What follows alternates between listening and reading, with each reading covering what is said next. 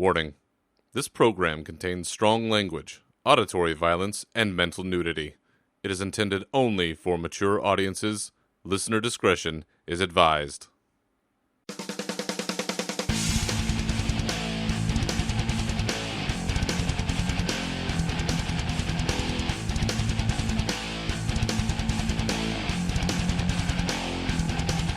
Happy Winter Veil to all the furious faithful out there, and welcome to another episode of Unshackled Fury, your uncensored home for all things Warcraft. This week, we're raging on reaction videos, talking mythic races, the end of Antorus, and a bunch of other news. Of course, beside me, as always, is a man who knows which side his bread is buttered on. He is Navox. Say hello to your people, sir.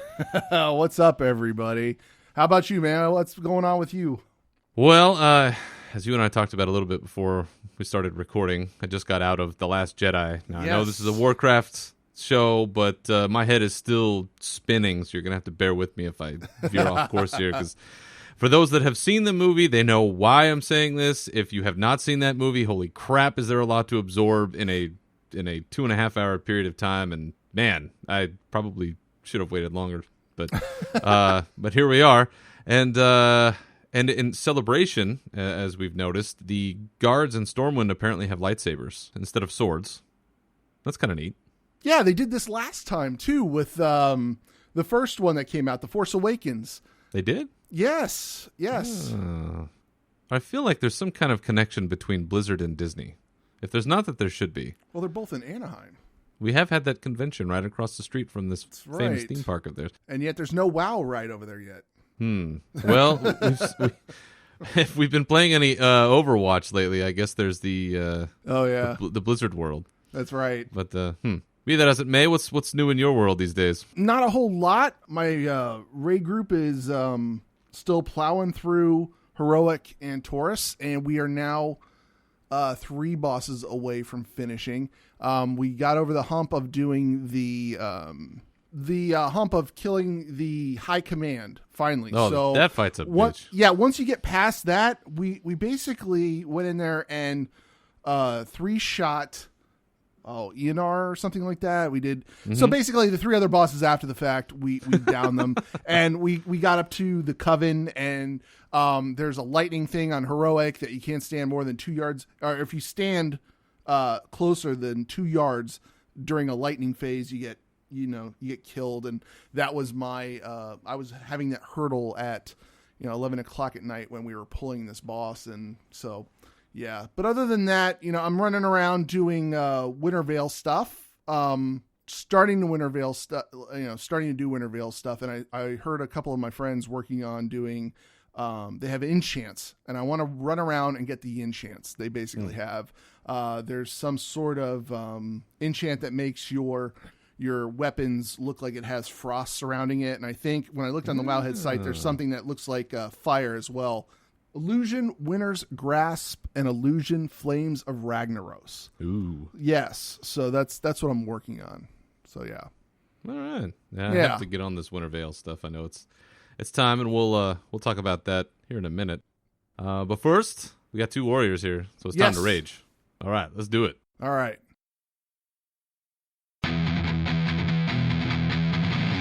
Let's rage. So let's go back to BlizzCon. And one of the biggest moments of BlizzCon this year was the release or the unveiling of the Battle for Azeroth cinematic, which you and I have, just absolutely gone crazy for numerous times. Yes. Professor Undying love for this thing and how amazing and beautiful and all that kind of stuff is. But there was something that caught my eye around the same time, and I'd seen this sort of on my periphery, but I'd never really seen it this, I guess, directly before, which were people's reaction videos to the cinematic video. Yes. Now, I've seen in the past people that, they record themselves while they watch something else, and the only time that this ever really crossed my purview was when John Boyega, who plays Finn in the new Star Wars trilogy, when a trailer was released and like his brother or somebody was with him, like videoed him watching it for the first time, and he like jumped over a couch and like he was going crazy. That was really funny. I like that. That I enjoyed the hell out of that. But what this is people within our community watching videos and us watching them watch the video and them react to it. And to me, it's like the strangest height of narcissism that I can possibly imagine, when I feel like half the time it's really contrived. Like you and I are watching something in the privacy of our own home. You're typically going to get what is a real reaction. Like, this is like, nobody's watching us. It's, oh my God, I feel this way about this thing. Like, holy shit, I laughed, I cried, I shit my pants, whatever the thing was. But with this, it's a put on. Like, it can't possibly be a legitimate reaction to anything. It's like, oh my God, look what happened. Look what she did. Look what he. Oh, nobody. It's like, oh, come on, give me a break. Like, this is the worst put on ever. Yeah, because they watched it prior and they're like, you know what? I've got to do a reaction video to this. Like, do people really enjoy this? Well, yes, people do enjoy this, and I don't know why. I think reaction videos on YouTube are fucking terrible. I do not like it. And what really annoyed the shit out of me was when I did go back and search for the Battle for Azeroth trailer. The first couple of days after it got put out there on YouTube, the reaction videos were showing up prior to the actual World of Warcraft video itself.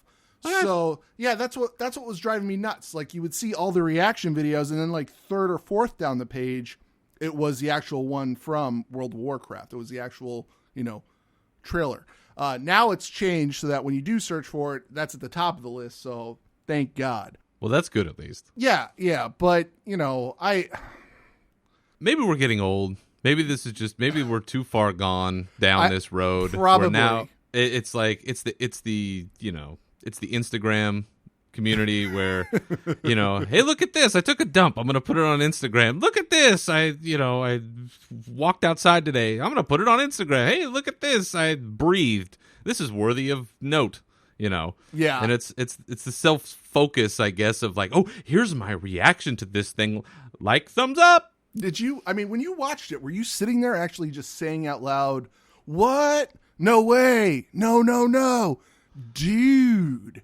I think that there was, and I have a witness because I didn't see it alone, so I had at least one other person, and there were a couple of moments where I was like, wow, holy shit, like, that looks awesome.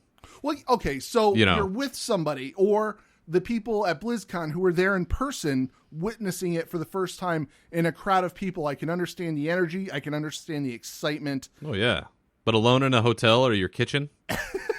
Or better yet, I love it when people do the reaction videos of them recording the television from their sofa with the ceiling fan shadow going.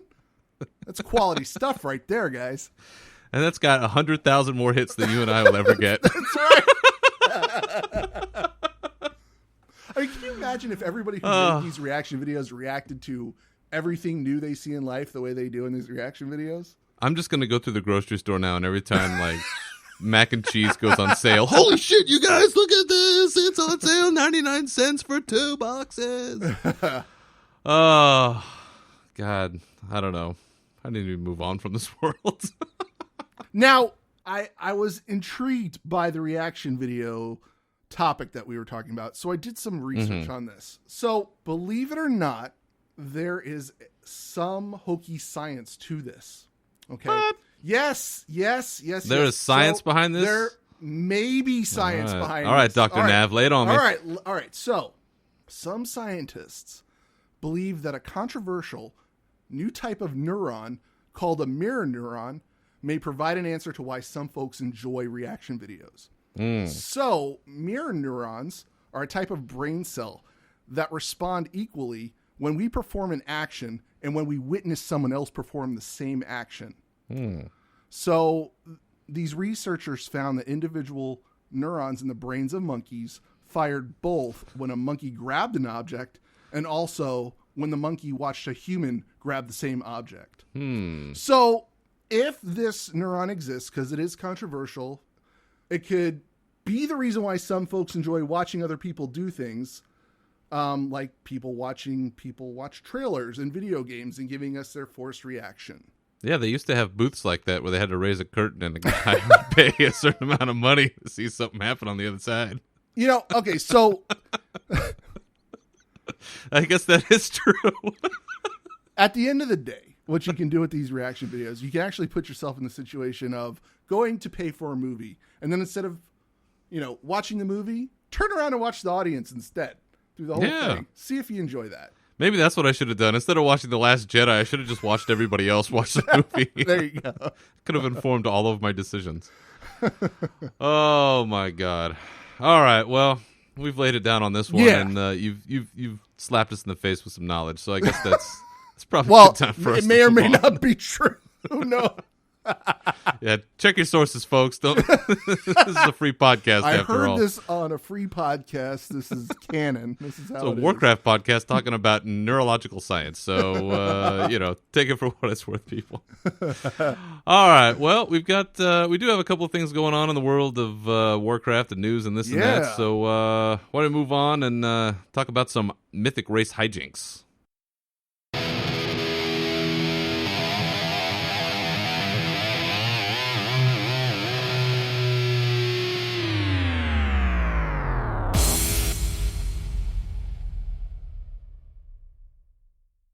So the mythic race has just recently concluded. If my understanding of the timing of this is correct, Argus, the final boss, actually survived a reset. Am I understanding this correctly? Was it reset or was it 2 resets? It was like the second Tuesday it was up, right? Yes. So, okay. Okay. So we had Method coming in first place, and it took them 350 pulls or 300 plus pulls to finally get that thing down. 324 pulls on Argus. Yep. Holy smokes. I know. What's the highest number of pulls you've ever had on a boss? Oh my God. Honestly, I think it was up there. We probably had like 300. And the guys are going to tell me I'm wrong, but I think it was like 340 on Mythic Siege Crafter. It was Heroic Siege Crafter before it was Mythic Siege Crafter. Yes. And that boss was a major pain in the ass. And I have that video out there of us killing it, nerd screams and cries all around. That was a lot of pulls on that boss. So yeah, I think we had the same with Garrosh when it was heroic, but not. I don't know. It wasn't mythic because we didn't get the mythic phase where they went into Stormwind and people were impaled on the walls. We didn't do that mode, so it wasn't that mythic mode. But the heroic mode, I think it took us nearly 300 pulls. You get solo that now. It's so sad. It was a long fight.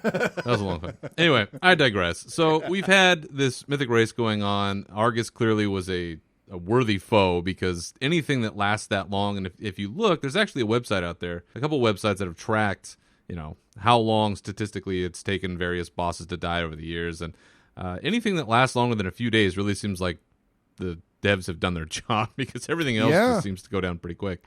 But of course, along with the race, and congratulations to the winners, we also have hijinks. We have people up to no good. Yes. We have people trying to typically game the system, no pun intended. We usually hear about somebody using some strategy that wasn't intended, and they used like a smoke bomb, or they did some kind of funky thing and managed to bypass something. Right. This time, we had a player attacking his own team to get a spot on his raid. Yep, he was a subpar healer, and that's why he was riding the bench. And you're my tech guys. You're going to have to explain this to the people. What exactly was he doing, and how did all of this work exactly? So basically, he was sending URLs to the other healers, and what these URLs were just redirects to an IP scraper. What is an IP scraper? Okay, so when you click on a link, you get redirected to a website. The website or the proxy collects the IP address and just gives that information to you. It gives you the IP address of the PC connecting to it. Okay. So, and then what they did was they would turn around and DDoS them. So they would flood their, they would flood either the router, or they would flood their IP at home.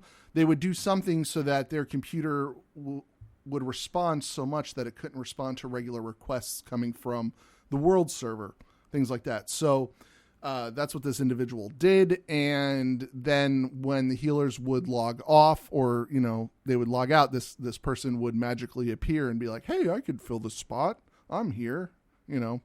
And from what I read online, again, they were a subpar healer who they weren't even able to perform regularly, which was why they were riding the bench.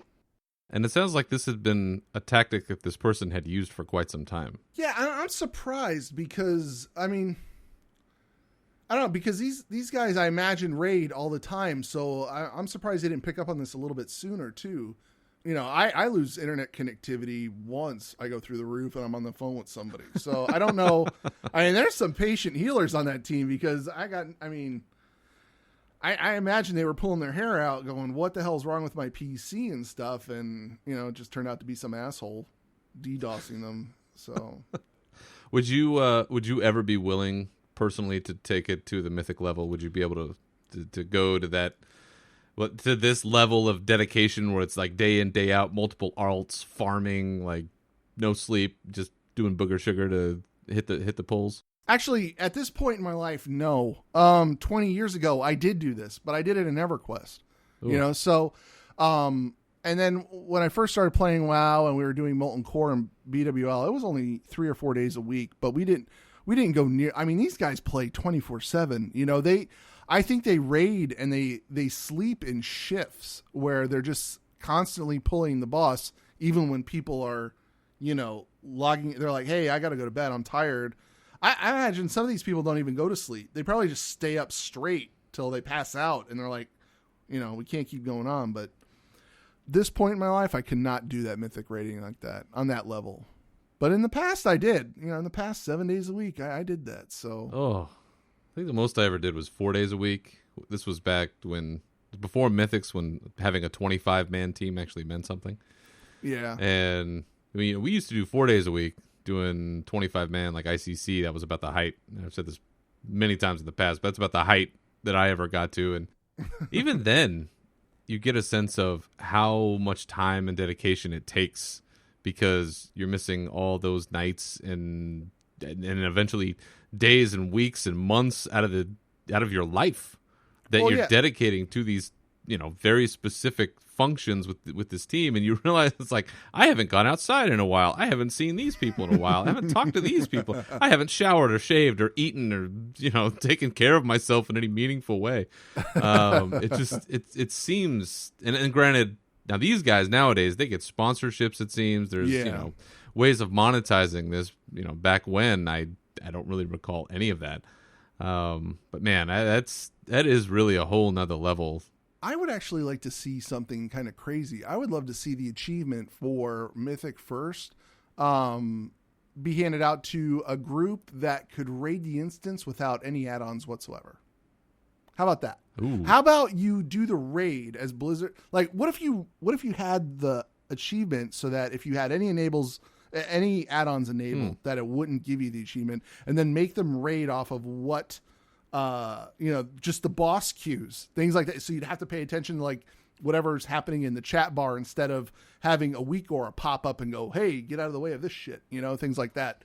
I don't know. That might be something fun to do in the future. You know what I could see then is like somebody setting up like a third or fourth screen where they have somebody hitting like various timers, and they're just like, okay, now it's 10-second timer, okay, 30-second timer, okay. And it's just one guy just manning a bunch of clocks. They're like, oh shit, 2 seconds, we gotta. I mean, you could have like just one guy being the audible DBM. That's right, and that would be all it is. That would, that would be a hell of a feat though, to be able to go stock UI, no add-on of any kind, to be able to do mythic rating. That's how we used to do it in EverQuest. I mean, that's how I rated for years until somebody told me that there were these things called add-ons, and I'm like, what's that? Like, what is that? What do you guys keep talking about? Something called bigwigs. What is that? And now we kick people in the nuts if they don't have it. It's like, oh my god. The first time I ever stepped into a raid, it was Karazhan. That was my first raid ever, and they were asking me questions and trying to direct me on stuff. I'm like, I have no idea what you guys are talking about. I have this thing called recount, and I'm doing about 300. I'm doing about 300 damage. That's all I know. Oh man. So clearly, I am not cut out for mythic racing. Have you personally, to get on a team, have you ever done anything like crazy? Have you ever, lied on an application or, tried to assault somebody's computer? No, but what I did do was I had 2 accounts at the time. Back in EverQuest, we would have something called, so kids back in the day, I used to take a week off work. I wanted to get on this, world first raiding group in EverQuest called Blood of the Spider, or Brotherhood of the Spider at the time. And in EverQuest, they had what was called AA, Alternative Advancement. So what I would do is I'd get something called MacroQuest, which was a bot program, and I had a cleric who was a friend of mine would loan me their cleric, the login. I would set up this MacroQuest for the cleric. I would, it was a healing bot basically. Long story short, it was a heal bot. So I would put my ass in Halls of Honor. I would pull everything, and then I would just have this cleric sitting back in the corner healing me while I would kill everything. So I sat there for a week. I took a week off work to do this, right? I would take breaks to sleep, shower, eat, and right back at it. It was like, but I was like 20, 21 at the time. So, Ugh. No girlfriend, just got the job and took a week off work to do this. So I could raid 7 days a week. Those are the days. It was awesome. I think 2 days like that, I'm like, I need a month to recover. Oh, man. So with Mythic Races being done, kind of an end of that particular era for this expansion, you and I now have personally both cleared normal on Antorus. Yes. So, not Mythic, but we've at least seen the end. So this is a big spoiler alert for anyone that is listening. We're going to talk about the end of Antorus, the end cinematic. So if you don't want to hear anything about this, you don't want to know anything about this, you still want to wait, that's cool. Go ahead and fast forward, 10 minutes or so, depending on how long we talk about this. I'm not really sure yet.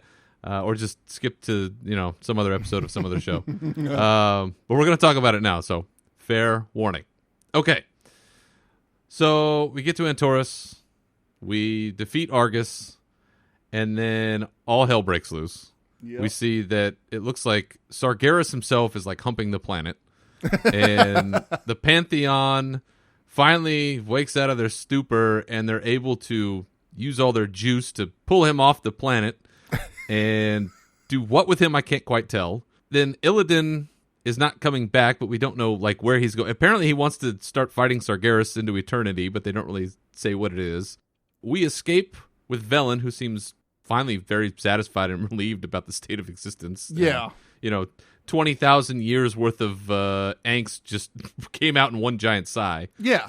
But what is happening? I mean, and then finally we talk about this big giant sword, right down into the heart of Azeroth through Silithus. Thank God, killed all the bugs. Holy smokes, they blew that place to hell. So, what did you think of all of that? I didn't know what to think. I watched the cinematic. It was great. I'll make a reaction video after this, and and I'll watch it and get pissy about it too. But yeah, I don't know. I mean, at the very end, Illidan accepted. He's like, I've already accepted my fate. Blah blah blah. I knew what was going to happen. This, that, and the other, and he becomes the jailer for Sargeras. So what is that? I mean, what does that mean? Yeah, what does that mean? Like, why can't the Pantheon throw Bitch Boy in the jail and be like, all right, you can't, Illidan, we don't really need you. Yeah, he hearkened back to the original Black Temple thing with Maiev, who said, the hunter is nothing without the hunt, right.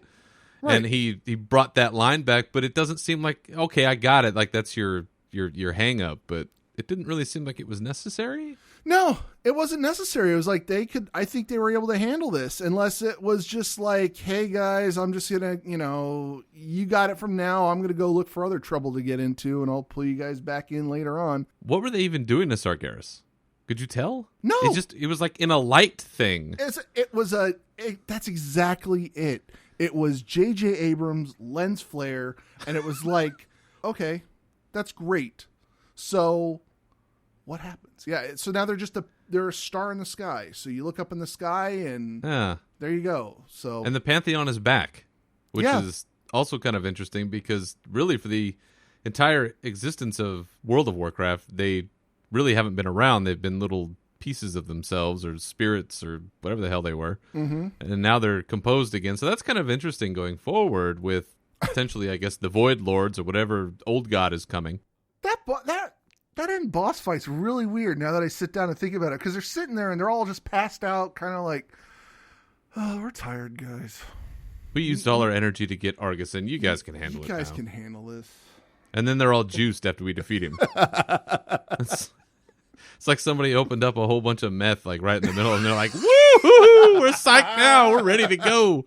Yeah. Like, what the hell was this, dude? We just went through 100 wipes and got smoked. Like, thanks for the help. But it really does seem like, I guess for me, this is the first time I felt coming out of a final raid that it wasn't really resolved. Yeah, right. That there's still a really big chunk of shit that's supposed to happen between now and Battle for Azeroth, which I'm not really sure how they link together. And this is something that you and I talked about way long time ago, was what is the bridge between now and then? And now it seems like we've got Sargeras hanging out there. We're not really sure what's happening with him. We've got Illidan wanting to, I guess, hunt him or do something, but we don't really know what. We've got this giant sword that we now know the artifacts in some way are related to this sword. And are we just sucking out the power with our artifacts? Are they getting rid of is the sword like a permanent fixture? No, the sword's not going to be a permanent fixture. I think what happens is there's going to be some other event that happens prior, to the release of. We're going to get pre-expansion stuff. I think that's when they're going to release the new races and things like that. The alternative races, I forget. The Void Elves will know what to do. Exactly. But we're going to send off our artifacts in some grand fashion, and we're going to blow the sword up, and that's, the Azerite will be spread throughout Azeroth, and we're going to go farm this stuff. But the next expansion, Battle for Azeroth, it's a culmination of Horde versus Alliance on Azeroth. I think that's it. Always starts out with, oh my God, we hate each other so much, but hey, let's work together for the common good, and then we save Azeroth from whatever perils we are met with, during the life of the new expansion. And I think this is actually going to be, the end of the chapter in the Azeroth storyline, because we're probably going to have to branch out to, strange new worlds, to seek out new life and new civilizations. Whoa. Wrong franchise, homie. I'll stop there. All right, I'll stop there. We don't want to get sued here. Among the other things we could probably get in trouble for. No, but you're right, and that's something that I think the community has talked about for a long time, is we always had assumed at some point we would go to Argus because it had been mentioned right, since time immemorial. But it does feel like there is a larger universe out there that needs to be explored, because think about when we've gone into like Ulduar, or we've gone into some of the other Titan complexes, and you look around, it's very celestial. Which, by the way, good luck Celestalon over in Hearthstone, because he has now left. But Sparkle Dragon, whenever you saw Sparkle Dragon and the rest of their ilk, that's what you saw, was lots of other planets and other places. And, right, are there other world souls that need to be tended to? Because clearly ours is in bad shape. Yeah, I think that's it. We're gonna work on trying to repair Azeroth. We're gonna work on repairing our planet, and then our planet may transform like Unicron style from Transformers into something. Holy smokes! And then we'll head off. Not really, guys. Will it sound like Orson Welles? Amazing. Yes. It'll be like this. And then, yeah. Whoa. So Whoa. At the I just pissed my pants. You got to warn me about that. I could see that, though. I mean, that would make sense, is to have... it has to go somewhere. We're explorers. We've explored. I mean, I don't know how many more floating turtles there could be on Azeroth that we don't know about. I know Azeroth is a huge spot, but I don't know if there's any more floating turtles out there in the ocean that we haven't discovered. I think backside of Azeroth, man. I think the gnomes... the gnomes are going to build us some spaceships, and we're going to just, go. Or we're going to go under the surface. Because this isn't like Undermine or Kazan or the Nerubians. There's all kinds of like underground stuff that we haven't really explored yet, other than that one time we went down to where Deathwing got his gear on. That's right. Which that was, I actually like that place.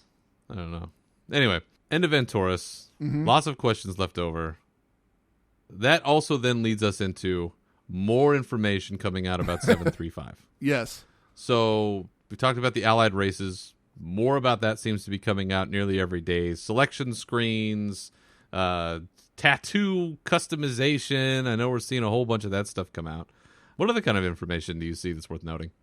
What I noticed was out there on the Wowhead, they've got the character customization stuff for the new races. And I actually copied, I know that I'm jumping topics here, but I downloaded the PTR and I copied my character over to the PTR to play. What I do know is that when you log in with with your character, you are given a quest from Matthias Shaw. Matthias Shaw. Thank you. Jeez. From the SI7? From the SI7. So he gives you a quest called Gifts of the Fallen. And it takes place by Varian's tomb. So, or not tomb, I'm sorry. Gravesite. So it takes place there. And then there's a cutscene that you don't actually get to see. The screen fades out and there's going to be a cutscene that'll probably be put there. But then there's a quest he sends you on down to Silithus to establish a base camp. So this is, the PTR stuff that we're seeing is, all part of this upcoming patch that we're going to go take out the gigantic sword. I have a feeling that quest leads into that portion of the storyline. Instead of going there to actually do the storyline, I opted to roll a dwarf instead and try all the new leveling stuff because Blizzard's asking for people to help out with feedback for that. So I decided to level a dwarf and run through and start doing quests. And what I really did like about the quests were at no point did I ever feel like I needed to move on. So all the gnome quests, you come across this gnome part if you're leveling a dwarf. Whoa, gnome parts? Yeah, there's a gnome area, and I would skip it because I didn't really care. But you go over there, the music changes. It's actually pretty cool music. And I didn't have to worry about it because I was still getting the same amount of experience over there. So that's, it is actually kind of nice because you're like, oh, let me go explore over here. So I do find myself exploring other areas that normally I would skip and just, fuck it. I know where I need to go and I know where I need to go level. So yeah, you might take different paths now. So I think everybody should go try out the PTR and the leveling experience. I also need to start a human and do that because humans are my jam. I love humans, but I wanted to try the dwarf out. That's one of the things that they're asking for is feedback. Right. Yeah, they are asking it's not for like feedback. It's just there. It's like, if you do it, go on the forums, go tell them something. And that's, something we've talked about on this show, and I know I've talked about on the show in the past, is providing valuable feedback. I mean, whether or not people respond, the devs do read what you put on the forums. And especially when it comes to stuff like this, I guess you could call this a, creature comfort or, whatever you want to say about the leveling experience that they're changing. But it's better for us, I think, as players to be able to experience the game in that way. And so if it's working as intended, you should tell them that it is. So, yeah. I have a feeling that there's a job of somebody has a job at Blizzard that goes, that person provided valuable feedback. You know what? Let's make sure that they get in on the beta so that they will continue to provide value. I think this in my head. I think they go, this person provided valuable feedback. Let's flag this person's account because they probably will provide valuable feedback in the future. So, hey, who knows? Wishful thinking. I mean, I would. Right? You want, with the plethora of individuals that you have that leave really shitty comments on the forums, you want to try to let the good ones in to provide something of value. So hey, it's free too. I mean, from their standpoint, There you go. Well, and I think that this just happened, like in the last day or two, is it looks like some alpha files are now up. And again, I don't know shit about tech other than the fact that I wear headphones and I have a microphone to do the show and I have a Skype so I can see you and talk to you. But other than that, I don't understand that much about tech. And so I'm not quite sure how all of this works, but it appears that the alpha files for Battle for Azeroth are now somehow being put into the game or into the launcher or something. They're coded or blocked in some way that you can't access them. But it's another one of those milestones that we look for in terms of the timing. Right. That you and I have talked about. You've got your guess, I've got my guess as to when, the next expansion is going to drop. But this is a really good sign, again, for us as players, that the content droughts that we've experienced in the past, it's going to be different this time. And I'm still holding out hope that it's going to be different. It is going to be different than what we experienced with Warlords. It's going to be a lot different. We're not going to be sitting in a raid for the next, 6, 7, 8 months. So they're going to give us stuff to do. I couldn't do it. I have a feeling they're going to give us enough time to level the new characters up too. Because if they give us these characters, what level are they going to start out at? I mean, 10. They're going to start at 10. I think so. So what they'll probably do is roll out these new characters, start at a 10, let 10 or you 20. go and let you adventure with the new, XP zones, things like that. And I find it relaxing to level. So that is enough of a time sink for me to log in, do my raids, because you know how it is. You get really good at your raids. So the raid time the time you're spending in the raid gets cut down considerably. The raid nights that go 3 hours are now suddenly becoming an hour and a half. So at the end of the night, people are like, all right, go do something else. And that's, I think people are going to enjoy doing that, being leisurely, taking their time, leveling these characters up. And, I think that's what and it's nice that they're pushing this content out a lot quicker to us. Yeah. And, I said this, I think the last time we talked about sort of the leveling changes that are being made, is that what I'm looking forward to is almost in a way kind of reacquainting myself with the game in a way that I know for me, and I assume that a lot of other players experience this, where I nowadays, as a husband, as a father of somebody who has a job that I have to be somewhat responsible for, I don't have the time that I used to play every single night like I used to be able to play. And so I have to be somewhat choosy with what I do. And so right now, typically with raiding, I raid 2 nights a week. I jump on before raid. I try to get in a couple of things maybe after raid, an hour or so. On the weekends, maybe on a couple of the random days, I try to get in and get some time in. So in a way, when I get into that groove after the leveling of an expansion is done for me, I kind of feel a little segregated from the rest of the world in that sense, where it's like I come in, I do my thing, and that's it.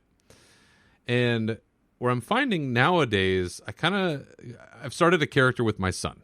Oh, and my son is only 6 years old. So, yeah. Almost 7, eats like a 10-year-old, smells like a 15-year-old, and it's I'm in a world of hurt coming, I'm sure. Anyway, I started a character with him some time ago, and every once in a while, when he's had good behavior and that kind of thing, I like to say, okay, here's a reward. Let's level up your character a little bit, and so we'll go through and we'll play a couple quests, and going back to things I haven't seen in a very long time. Years. Quests that I haven't seen before in some of the newer stuff. Quests that maybe I've just forgotten about. Some of the stuff that's changed in Elwyn Forest since the Cataclysm, that kind of stuff. But seeing a lot of that, I feel almost like this... I feel re-energized in a way when I get to go through that content. And it's something that I haven't really expected. So to be able to go through that again and to see that kind of on the horizon of making that less arduous than I think it used to be, which is part of my resistance to it, being reacquainted now and coming through. I mean, it's the first time I've ever been excited about leveling an alt in sort of my way of getting excited about it.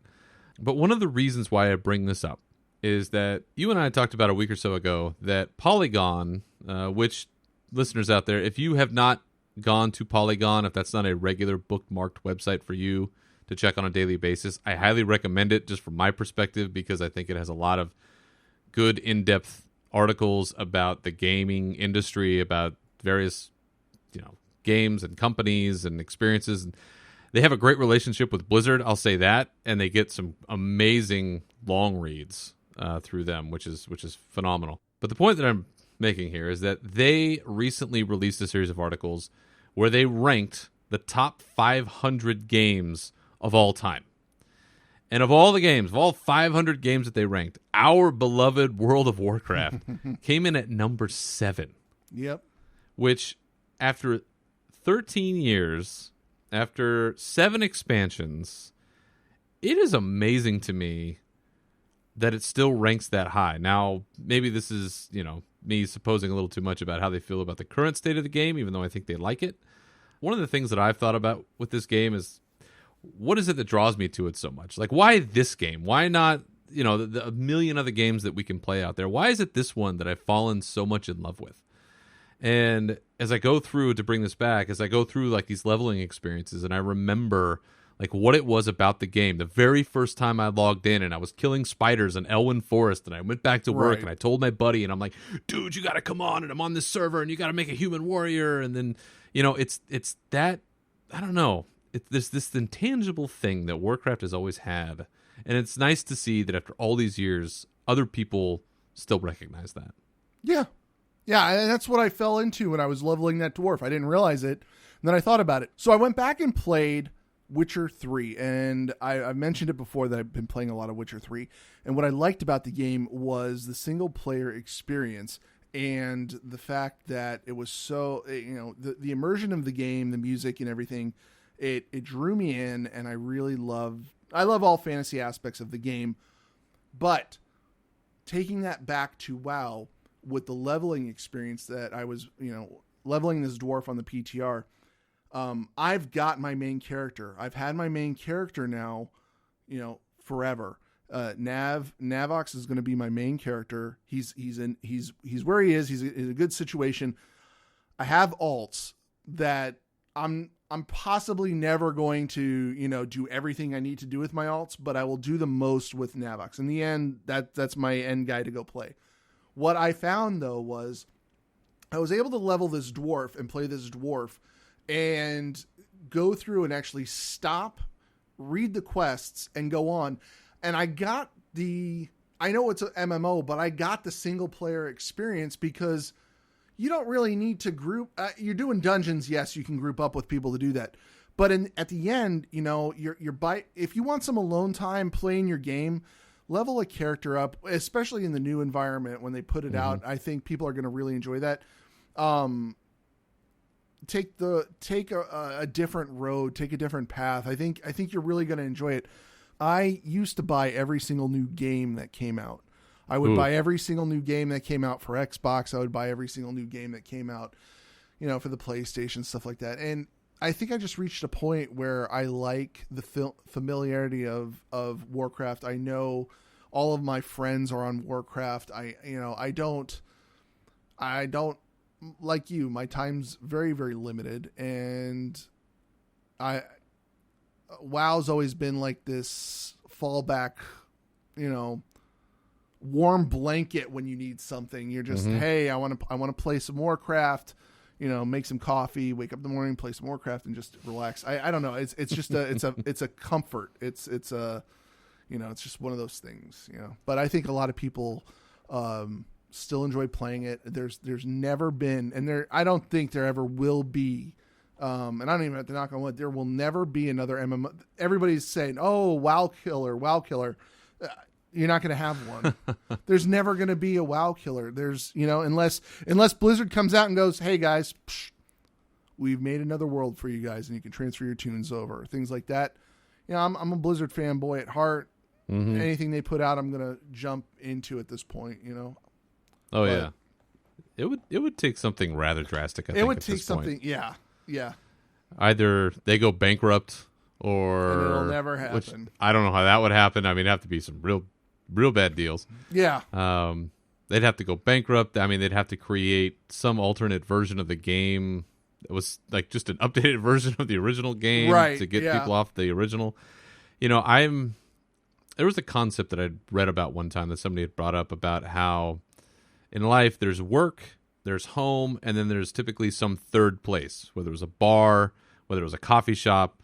And one of the people had talked about how WoW had become this third place where it's somewhere you go not just as a thing to do, but it's like a social environment. Right. And it's something that it's kind of like we were saying, like getting a coffee and sitting down and doing your thing. And it's, it's where your friends are. And, that's something that is a very real thing. I mean, there's people that I know that if I need to get a hold of them, I could probably log in a game and I can find them. Exactly. Even though nowadays we have stuff like Discord and, all that kind of stuff. But it really is, it's a perpetual environment. It always exists and it's always there. And I mean, even after you go down long enough timeline, I mean, it's probably going to be some server in the Smithsonian that's still going to show it 500 years. Pretty much, yeah. They'll be like, yeah, it'll let you level up a character. Oh, I have to use my hands? This is terrible. It's like a baby's toy. Like a baby's toy. Oh, God, the simpler times. Oh, goodness. So anyway, I thought it was pretty cool that Warcraft is still that highly regarded. So it's not just us, it's people within the industry that find some value to it. So last thing before we go, it is that time of year. Winter Veil, as we talked about at the top of the show, is back. Yes. Where I think that Brewfest is probably my favorite event for reasons I can't even really explain because I hardly do any of the quests anymore. But Winter Veil is a very close second, and for one reason only. Presents? And it is because we get to save dear Metzen the reindeer.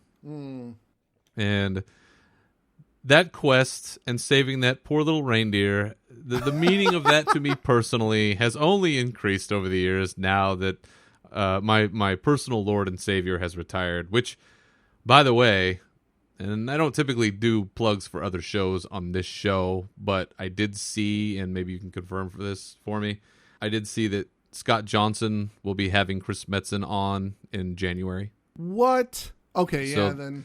There will be some sort of, I guess, follow-up to their chat earlier this year. Okay, cool. Coming in January. And so, yeah, again, I don't typically plug other people, but you know what? If Chris Metzen's showing up, goddamn, I want to tell you where it is.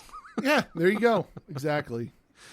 So anyway, Winter Veil is up, and as is typical of every year, we'll have presents under the tree. You're making Great Father Winter some cookies and milk and doing the thing, and gonna go get the Abominable Grinch.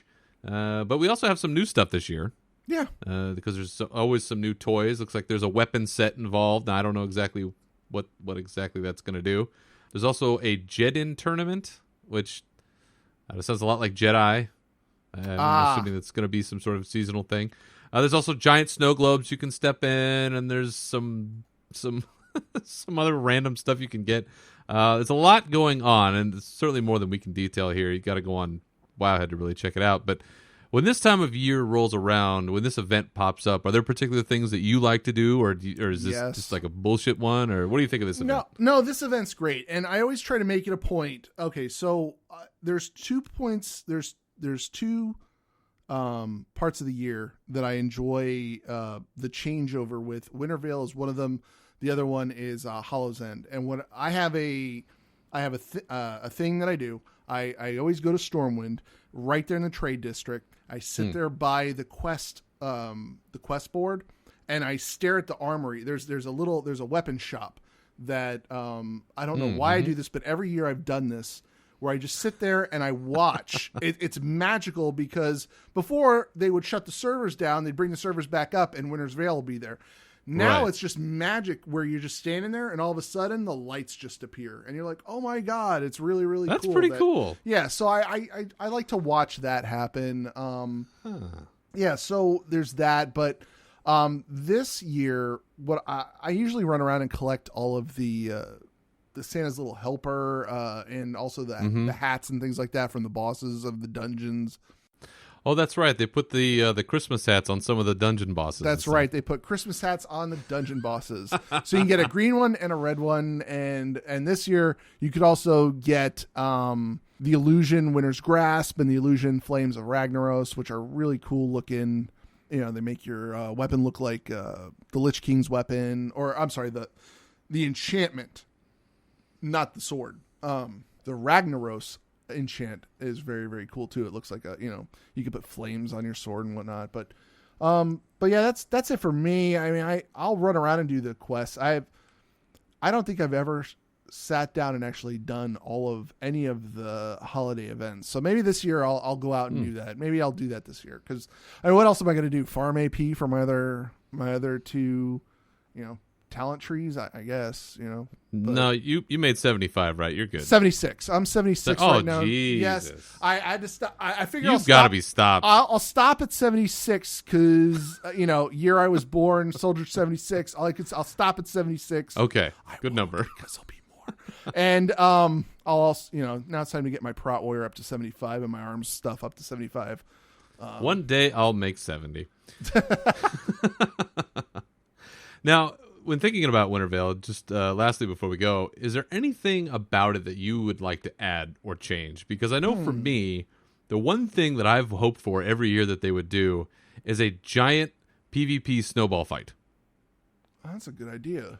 Where you could just stage it like right in front of especially now with the upcoming expansion, like right in front of the gates of Lordaeron, and just have Horde on one side, Alliance on the other side, and you're just pelting people with snowballs up to a certain point, and then, there's like a tally count, and that's the winner. And then people can get like AP or some shit.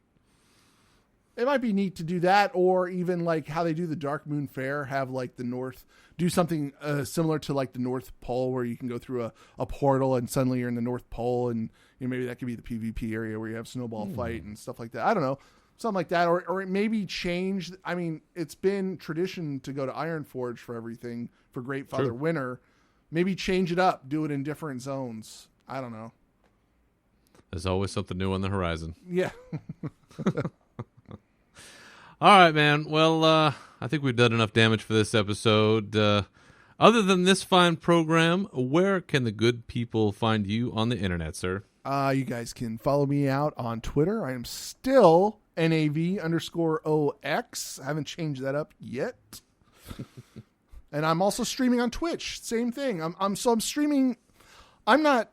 Oh, now. Yes. I'm not doing live streaming like these professional streamers or anything like that, or the influencers or anything like that.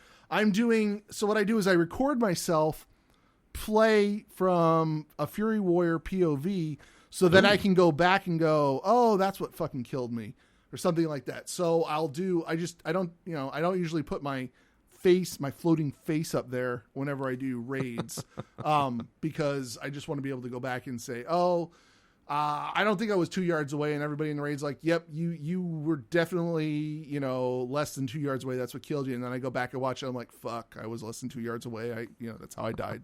So, that's also twitch.tv NAV_OX as well. So that's where you guys can find me out there. How about you? Right on. As for me, you can always find me on Twitter at Berzerker Rage. You can feel free to contact this show with your questions, comments, or otherwise at unshackledfuryshow@gmail.com. And you can always find this show on SoundCloud, iTunes, Stitcher, and Google Play. So until next time, friends, keep your swords wet and your banners high, and we'll catch you next time. Farewell, champions.